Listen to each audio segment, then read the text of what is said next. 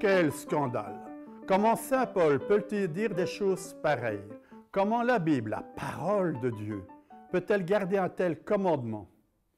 Parce que, ailleurs, dans la même lettre, Paul parle de femmes qui prophétisent.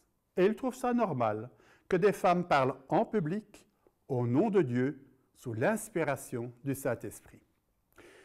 Et oui, à cette époque-là, au début de l'histoire de l'Église, il y avait des hommes et des femmes qui parlaient en public pendant la prière et qui parlaient au nom de Dieu. Et Paul ne veut pas empêcher les femmes de prophétiser. Il veut les empêcher de parler, et ce n'est pas la même chose.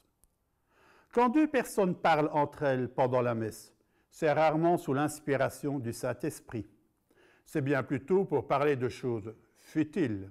Et c'est cela que Paul veut interdire, que l'on papote pendant la liturgie. Et cela ne concerne pas seulement les femmes, mais aussi les hommes, les enfants comme les vieillards. Quand on a la chance d'entendre la parole de Dieu, il vaut mieux se taire pour bien en profiter. La communauté chrétienne de Corinthe était peut-être un peu débordée par certaines discussions intempestives. Les femmes grecques étaient soudain libérées du carcan de la prison dans laquelle elles vivaient. Les femmes grecques étaient enfermées à la maison. Et voilà qu'elles pouvaient maintenant non seulement sortir, mais aussi se trouver dans la même pièce avec des hommes pour la liturgie.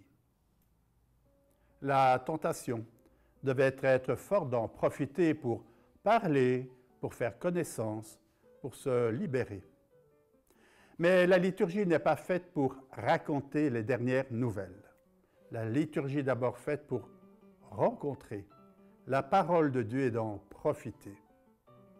C'est un défi qui nous est lancé, de laisser de côté notre envie de papoter pour ne pas rater la chance de rencontrer Jésus, le bien-aimé.